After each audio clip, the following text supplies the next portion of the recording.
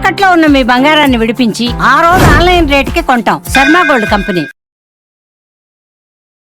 అందరికీ నమస్కారం. నా పేరు మాధురి. మీరు చూస్తున్నది సుమన్ టీవీ నెట్వర్క్. ఈరోజు మనతో పాటు ఉన్నారు మోటివేషనల్ స్పీకర్ ఉషా కస్తూరి గారు. నమస్కారం అమ్మా. నమస్తే అమ్మ, ఉగాది అంటేనే మన తెలుగు వాళ్ళకి అసలైన సంవత్సరాది.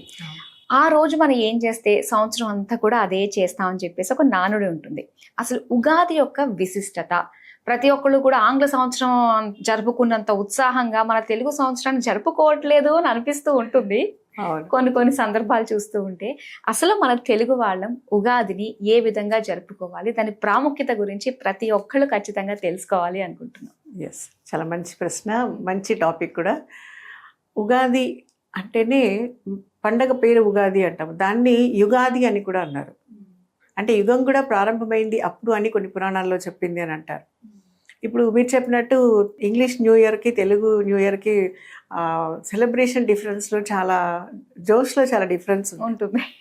అంటే ఇది ఏంటంటే అది అర్ధరాత్రి మొదలవుతుంది, ఇది సూర్యోదయంతో మొదలయ్యేది. మన హిందూ పండుగలన్నీ కూడా ప్రకృతికి లింక్డ్గా, ప్రకృతికి అనుబంధంతో, ప్రకృతి మారినప్పుడల్లా మీరు ఒక్కొక్క పండగని చూసుకుంటూ వెళ్తే అది ప్రకృతికి బాగా కనెక్ట్ అయి ఉంటుంది. మనం చేసే సెలబ్రేషన్ కానీ, లేదా మనం తినే తిండి కానీ, ఆ పర్టికులర్ టైంలో చేసుకునే పిండి వంటలు కానీ, కొన్ని నియమాలు, నిష్ఠ, నిబద్ధత, ఇవన్నీ కూడా ప్రకృతి, ఆరోగ్యం, ఈ రెండు కనెక్టెడ్ కదా, వాటికి సంబంధించినవే ఉన్నాయి. కాబట్టి దీన్ని జనాలు ఎందుకు నెగ్లెక్ట్ చేస్తున్నారు అంటే మరి వాళ్ళకి తెలియక, లేకపోతే విదేశీ వ్యామోహము అన్నది వాళ్ళే ఆలోచించుకోవాల్సి వస్తుంది. అయితే ఇప్పుడు మన ఉగాది, యుగాది, సో దీని యొక్క విశిష్టత, అది ఖచ్చితంగా మనందరం చేసుకుని తీరాలి, ప్రతి తెలుగువాడు ఫాలో అవ్వాలి అనిపించేటట్టుగా కొన్ని సందర్భాలు, ఏమన్నా ముఖ్యమైన విషయాల గురించి తెలుసుకోవాలనుకుంటున్నాం. అవును, ఇప్పుడు అంటే మీరు చెప్పిన దాన్ని బట్టి తెలుగు వాళ్ళందరూ సెలబ్రేట్ చేసుకోవాలి అంటే ముఖ్యంగా ఇది పండగ అనేసరికి, ఉగాది అనేసరికి హిందువుల పండగ అన్న ఒక ఇది వచ్చేసింది. సో కనీసం హిందువులందరూ కూడా తప్పకుండా పాటిస్తే బాగుంటుంది కదా. ఇప్పుడు మామూలుగా మన ఏ పండగ అయినా మనం ఏం చేస్తాము, సూర్యోదయానికి ముందు లేచి తలంటూ స్నానం చేస్తాం. సాంప్రదాయం ప్రకారం తలస్నానం చేయడానికి ఒకప్పుడు కుంకుడుకాయలు కొట్టి, నలుగు పెట్టి, తలకి నూనె పెట్టి స్నానం చేసేవాళ్ళు. అది దేనికి, అది చాదస్తమా, పిచ్చా అని ఇప్పుడు వాళ్ళు అనుకోవచ్చు, కానీ అది ఆరోగ్య సూత్రం. తలకి పెట్టిన నూనె, ఒంటికి రాసుకున్న నూనె, పెట్టుకునే నలుగు, ఇవన్నీ ఒంటి శుభ్రతగా, ఒంట్లో ఉండే వేడి బయటకు పోవటానికి. అందులో మన దేశం యొక్క వాతావరణ పరిస్థితి ఏంటి, జాగ్రఫికల్గా ఆలోచిస్తే అన్ని రకాల క్లైమేట్ మిక్స్డ్గా ఉంది. The best place for human life అన్నట్టుగా ఉంటుంది. ఎలాంటి అన్ని కండిషన్స్లోనే, ఏ సీజనల్ మారినా కానీ, పంటలు కానీ, ఆరోగ్యానికి కానీ, మనిషి మనుగడకి కానీ చాలా ఉపయోగించేటువంటి వాతావరణం ఉన్న దేశం మంది. అలాంటి దేశంలో మరి ఆ వాతావరణం మారినప్పుడు ఒక పండగ వస్తుంది. మీరు అబ్జర్వ్ చేసుకుంటూ వెళ్తే వాతావరణం మారినప్పుడు ఒక పండగ వస్తుంది. ఆ పండగకి మనం చేసే సాంప్రదాయం మారిన వాతావరణానికి ఆరోగ్యం ఎక్కడ దెబ్బతినకుండా ఉపయోగపడే విషయాలే చేయాలి. అలాగే ఆహార పదార్థం కూడా తినాలి. మరి అది ఈ పండగ అంటే ఇదే చేస్తాము అని ఒక నానుడు ఉంది. మరి అప్పుడు ఒకప్పుడు పండగ అంటే పులిహార, బొబ్బట్లు, పూరలు, ఇవన్నీ పండగలు అప్పుడు చేసేవాళ్ళు. ఇప్పుడు వారానికి ఒకసారి చేస్తుంటే వాటి విశిష్టత పెద్దగా అనిపించదు కదా. అవును, ఇప్పుడు పండగ ఏదైనా, లేదా ఒక సందర్భం, పెళ్లి, ఇలాంటి వాటిలో చేస్తారు.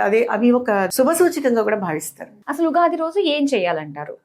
ఉగాది రోజున ఏం చేయాలంటే, అది పండుగలకి సూర్యోదయం టైంలో తలస్నానం చేయటం ఇవన్నీ ఉన్నాయి కదా. అలాగే తర్వాత వెంటనే తలస్నానం చేసిన తర్వాత ముందు పరగడుపును తినే ఒక ఉగాది పచ్చడి. ఫస్ట్ పరగడపుని తినాలి. అందులో ఏమి టీ, కాఫీ ఏం తాగకుండా ముందు తలస్నానం చేసి, అంటే పరగడపున అంటే పొద్దున్నే లేస్తే పరగడపు తినేయచ్చు. మనం 9ంటికి లేచిన తర్వాత ఉగాది పచ్చడి తినాలంటే కష్టం కదా. పరగడపున అది తింటే ఉగాది పచ్చడిలో వేసే పదార్థాలు ఏంటి, షడ్రుచులు అన్నీ ఉన్నాయి. 6 రకాల చూడు. వేప పువ్వు చేదు ఉంటుంది, చింతపండు పులుపు ఉంటుంది, కొత్త మామిడికాయ, చిన్న పిందెలు వేస్తారు, వగరు, ఉప్పు, కారం, తీపి, ఎన్ని రకాలు ఉన్నాయి కదా అందులో. అసలు జీవితమే అన్ని రకాలుగా ఉంటుంది. అందులో చేదుని భరించాలి, తీపిని ఆనందించాలి, వగరు కొంచెం వగరుగా ఉంటుంది, భరించాలి, ఇలాంటివన్నీ ఉంటాయి. జీవితం ఈ 6 రుచుల సమ్మేళనం అన్నదానికి ఒక సూచకం ఉగాది పచ్చడి. కొంతమంది ఉగాది పచ్చడి నేనే చూసాను నా ఎక్స్పీరియన్స్లో, ఉగాది పచ్చడి అనగానే అమ్మో అదేదో తినకూడని వస్తువులాగా వేప పువ్వే కషాయం తాగుతున్నట్లుగా మొహం పెట్టేసి అయిపోయి కొంచెం చాలండి అంటారు. మా ఇంట్లో అయితే చాలా హ్యాపీగా తింటారు. ఉగాది పచ్చడి ఫ్రిడ్జ్లో పెట్టి పెద్ద కటోరీ నిండా వేసుకుని ఐస్ క్రీమ్ తిన్నట్టు తింటాం. అది అంటే ఇప్పుడు మనం ఒక రోడ్డు మీద వెళ్తున్నాం, జర్నీ చేస్తున్నాం, లాంగ్ డిస్టెన్స్ వెళ్తున్నప్పుడు ఎప్పుడు హైవేనే వస్తుందా? లేదుగా. ఓఆర్ఆర్ వస్తుందా? ఎప్పుడు ఓఆర్ఆర్ ఉండదు. కొంచెం దూరం తర్వాత మన డెస్టినేషన్కి వెళ్ళాలంటే డెఫినెట్లీ ఒక సర్వీస్ రోడ్లోకి ఎంటర్ అవ్వాలి. సర్వీస్ రోడ్లో నడుస్తున్నాం. సర్వీస్ రోడ్లో నడిచినప్పుడు మన ఊరు వెళ్ళటానికి ఇంకా కొంచెం ఇబ్బందికరమైన రోడ్డు ఉంటుంది. ఆ రోడ్లో ఇక్కడ ఓఆర్ఆర్ అయినా హైవే అయినా అక్కడ సర్వీస్ రోడ్ అయినా మట్టి రోడ్డు అయినా రాళ్ళు రప్పలు ఉన్న రోడ్డు గతుకులు ఉన్న రోడ్డు అయినా నడిచేది మన కాళ్ళే, వేసుకున్న బ్రాండెడ్ చెప్పులు కాదు. ఎక్కడ ఎలా చూసుకుని నడవాలి, ఎలాంటి పరిస్థితులు అంటే ఇప్పుడు నేను దేనికి కంపేర్ చేస్తున్నానంటే చేదు పులుపు కారం వచ్చినప్పుడు దాన్ని ఎలా ట్యాకిల్ చేయాలి లైఫ్లో అన్నది ఇంపార్టెంట్ కదా. ఎప్పుడు కూడా ఈ రోడ్లో నడిచేది ఏది కూడా చెప్పులు కాదు, మనమే చూసుకుని నడవాలి. ఆ రోడ్డు కూడా నడవాల్సి వస్తుంది జీవితంలో. ఆ రోడ్డే లేకుండా అన్ని సాఫీగా వెళ్తే ఆ రోడ్డు ఎలా ఉంటుందని కూడా తెలియదు కదా మనుషులకి. ఆ రోడ్డు ఫేస్ చేసినప్పుడు ఎలా నడుస్తారు? So they should know about it. ఈ 6 రుచుల సమ్మేళనం కూడా మన జీవితమే యాక్చువల్గా. సో అన్నిటినీ ఆస్వాదించాలి, ఒక కష్టాన్నైనా భరించాలి. Yes, everything enjoy. నేనైతే అందరికి ఎవరికైనా ఇదే చెప్తా, ఏది శాశ్వతం కాదు. మనమే శాశ్వతం కానప్పుడు కష్టం శాశ్వతమా సుఖం శాశ్వతం, ఇవాళ బాగుంటుంది.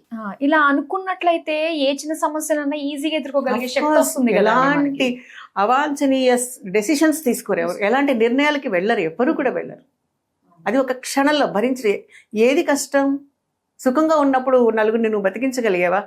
కష్టంగా ఉన్నప్పుడు నీ మీద నువ్వు ఒక నిర్ణయం తీసుకోవడానికి కానీ వేరే వాళ్ళ మీద నిర్ణయం తీసుకోవడానికి కానీ, ఇది జీవితం కదా. చచ్చేవన్నీ సాధిస్తాం. మన పండగల్లో ఎన్ని అంత అంతరార్థం ఉంది. అలానే ఇంకా ఉగాది రోజున ఉగాది పచ్చడి టేస్ట్ చేయాలి. ముఖ్యంగా పొద్దున్నే తలంటు స్నానం చేయాలి, అభ్యంగన స్నానం అంటారు కదండి. అలానే ఉగాది పచ్చడి చాలా సంతోషం ఆ పదం నీకు తెలిసినందుకు. Very happy. చాలా మందికి ఈ పదాలు కూడా తెలియట్లేదు. తలారా పోసుకుని చేసేదాన్ని అభ్యంగన స్నానం. స్నానాల్లో కూడా చాలా తేడాలు ఉంటాయి. అదే నూనె రాసి ఇందాక చెప్పా కదా, నలుగు పెట్టుకొని అవన్నీ అది అభ్యంగన స్నానం. అలాగే ఉగాది పచ్చడి టేస్ట్ చేయాలి. ఇంకా తర్వాత చేయాల్సింది ఏంటి? పూజ చేస్తారు, దేవుడు పూజ చేస్తారు. ఉగాది లక్ష్మి అంటారు. కొన్ని ప్రాంతాల్లో ఉగాది లక్ష్మిని పూజ చేస్తారు, లక్ష్మీదేవి పూజ చేస్తారు. మన ఇష్టం, మన ఇష్ట దైవం, మన దేవుడు గుట్లో పెట్టుకున్న దేవుడి ఫోటోలు మనం భక్తితో, నేను చెప్పేది పూజ గురించి, భక్తితో శ్రద్ధగా సెల్ఫీలు తీసుకోవడానికి కాకుండా కాన్సన్ట్రేషన్గా పూజ చేస్తే తప్పకుండా మనం అనుకున్నది జరుగుతుంది. ఇప్పుడు క్లాస్లో కూర్చుని వేరే ఆలోచిస్తే పాఠం ఎలా అర్థం కాదు. దేవుడు ముందు కూర్చుని ఫోటోలు తీసుకుంటే దేవుడు ఎలా కరుణిస్తాడు? సో అయితే ఉగాది రోజు ఖచ్చితంగా మన జీవితం బాగుండాలి అని చెప్పేసి కోరుకుంటూ ఉగాది పచ్చడి టేస్ట్ చేసి ఆ రోజు పంచాంగ శ్రవణం కూడా చెయ్యాలి అంటారు. పంచాంగ శ్రవణం చేస్తున్నప్పుడు వినాలి.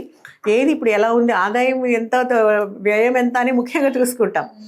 కానీ జనరల్ చూసుకునేది ఇప్పుడు ఆదాయం వ్యయం పంచాంగంలో రాసిందితో పాటు మనం చేసే కష్టం, మనం బాధ్యతగా చేసే ఉద్యోగం మీద కూడా ఆధారపడి ఉంటుంది కదా. ఇప్పుడు మనం ఊరికి ఆదాయం పంచాంగంలో రాశాడు కదా అని ఆదాయం వచ్చేది, పంచాంగంలో రాశాడు కదా అని ఖర్చు అవ్వదు. అది మన మనస్తత్వం మీద ఆధారపడి ఉంటుంది. సో కేవలం దాన్ని బ్లేమ్ చేయడం కూడా తప్పు. ఓకే అమ్మా, ఉగాది విశిష్టత గురించి, ఆ రోజు చేయవలసిన పనులు, తీసుకోవాల్సిన జాగ్రత్తల గురించి మా అందరికీ తెలియజేసినందుకు ధన్యవాదాలు. Thank you. నమస్తే.